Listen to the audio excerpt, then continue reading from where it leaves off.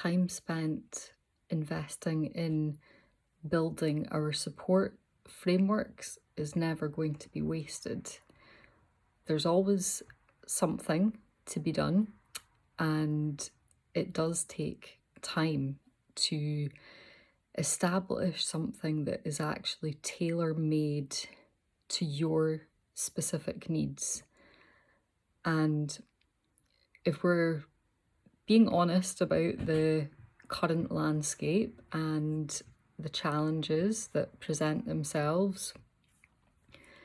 it would be fair to say that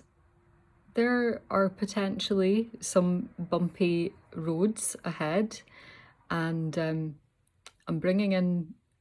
my cultural reference point here because I do feel like pragmatism is important, and that means that I am not the kind of person that has been brought up culturally around a denial of uncomfortable truths or those that are in the elders of our community being also those that point to potential dangers or pitfalls based on their experience, based on what they know of life, and that those are things that are communicated, they're passed on, and they're expressed in a way that is not alarmist, but in a way that is asking us to pay attention and to take heed and to be careful and to be mindful. And because that is the cultural reference point that I have come from, what I have known, and then what I've applied in my own life and experienced in my own life, I do feel that it is important to make room for commentary on looking towards the future, not with a sense of trepidation or anxiety that is debilitating or prevents you from pursuing things that are important, taking action, working towards projects. It doesn't deny the benefit of hopeful, optimistic energy, but equally, it does not reside in an outlook of toxic positivity or illusion or fantasy or romanticism either. Something about being grounded and connected, and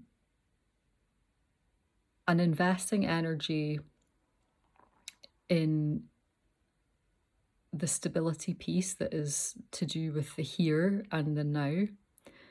but also energy invested towards putting things in place for such a time that we will need them in future. And I'm saying that we will need them rather than we might need them, because it's not a self-fulfilling or catastrophizing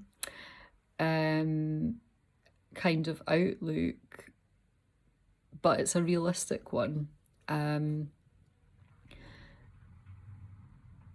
And there's lots of uncertainty at the moment. There's lots of instability. There's lots of volatility. There's lots of conflict. The speed of change is faster than it is easy to digest and compartmentalize at the rate that it is happening. And so, aside from the work that it takes to stay grounded in times like this, which I feel is supported by reflection, check-in, energy management, and directly stabilizing, grounding, centering work and strengthening our root. There's also the question of, in our goal setting, in our projects, in our striving and striking out on a pathway of development where we're looking towards the future and we're trying to build something. We're trying to earn a living and support ourselves, and maybe woven into that or alongside that is our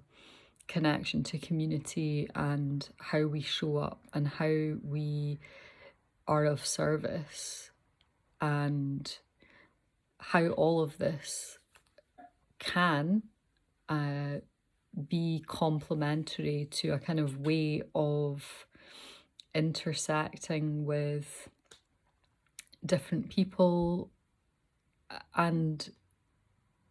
that is of a flavor that is supportive. And it's difficult to think about, okay, what resources do I actually need if I'm going to try to exist in the world in this way, in a hopeful way, in a helpful way, when there are lots of pressures and lots of systemic pressures and systemic barriers, in fact, that make working in this way difficult, that actually offer lots of opportunities for the path of least resistance at the cost of principles and ethics. So coming back then to looking at the drawing board and assessing the lay of the land and taking into account how we are currently placed or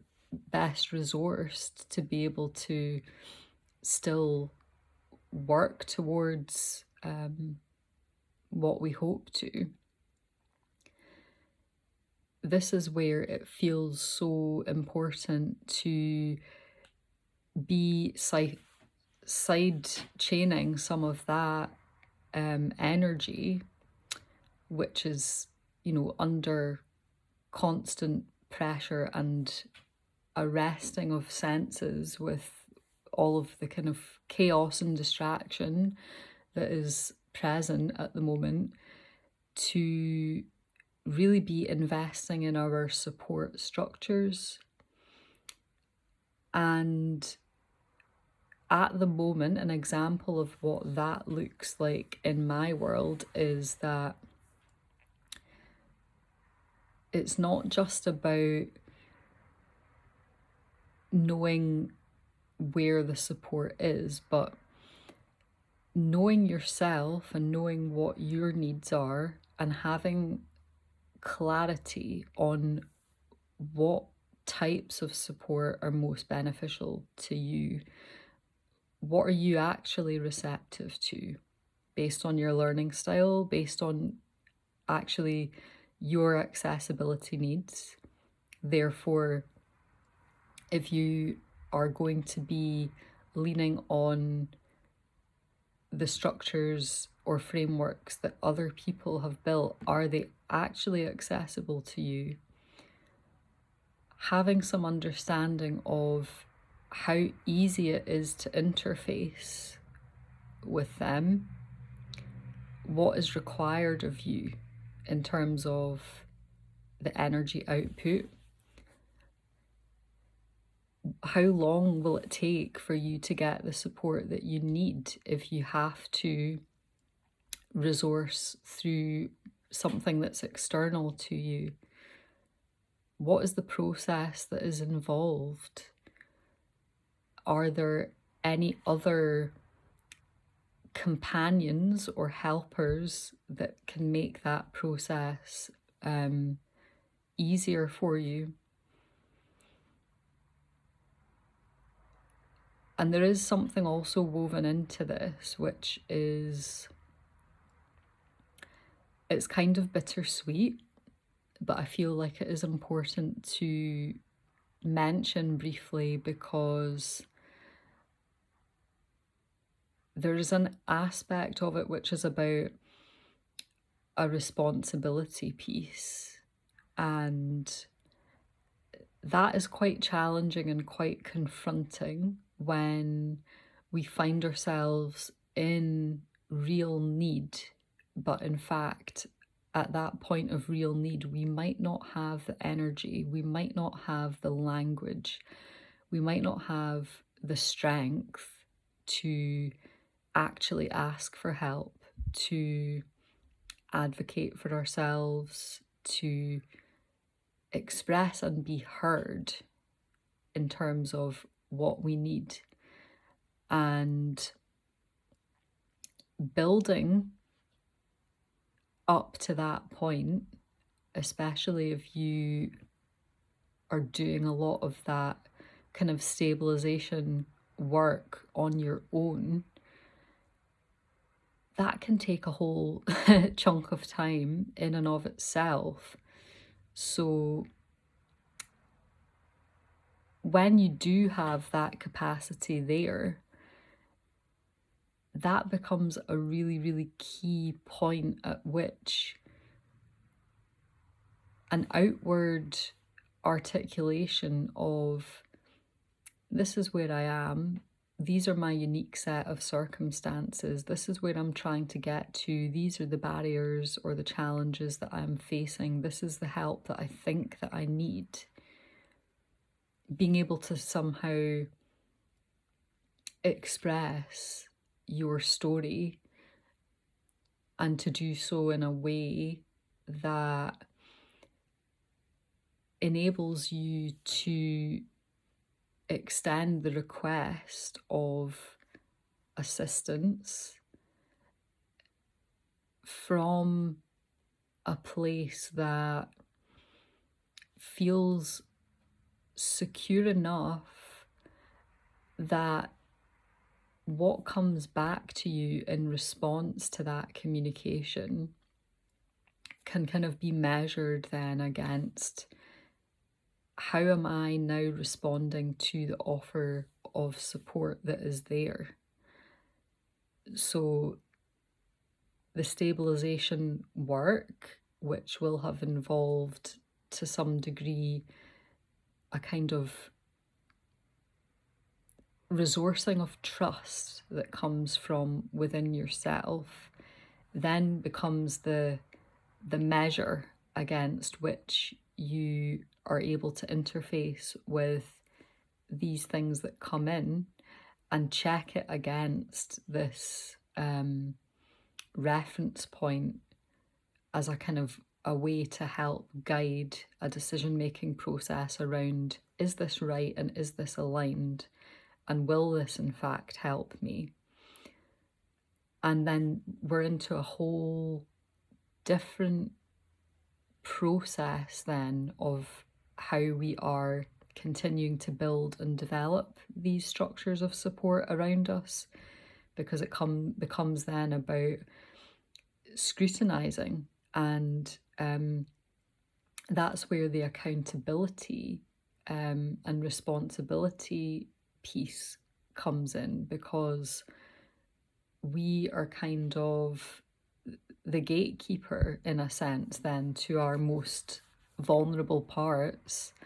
and trying to make that decision about, does this feel to be the right thing for me at this point. And this is why a continued process of being in a kind of research frame and being open to learn about new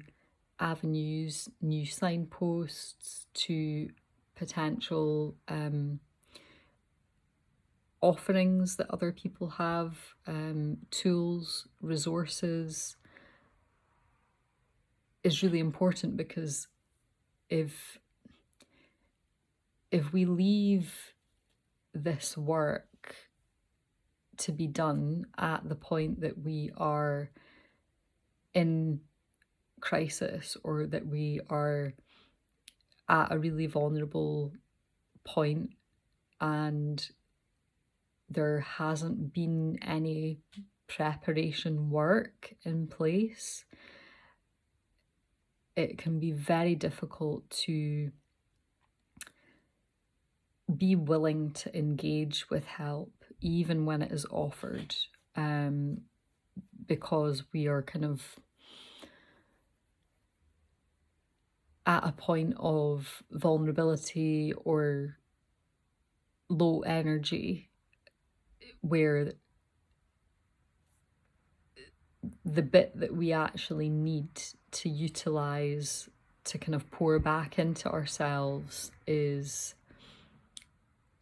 distracted or wrapped up in the focus of trying to figure out if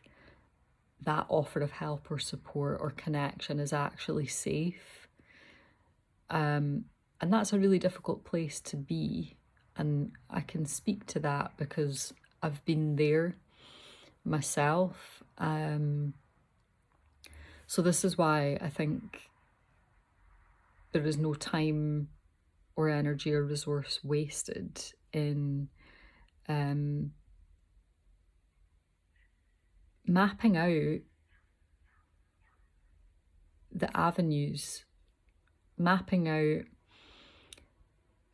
what you need for your well-being, for your self-care, for your mental health, understanding what's there, understanding what's available,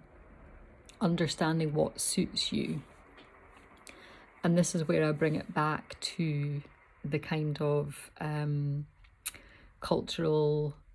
wisdom and ancestral wisdom of, preparing for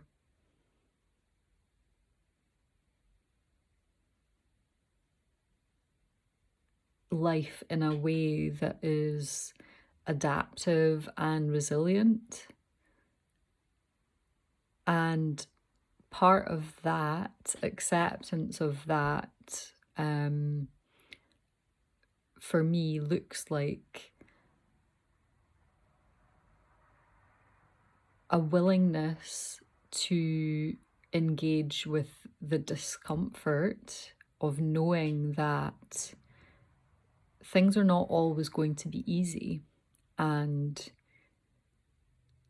there may be challenges ahead, for us as individuals, but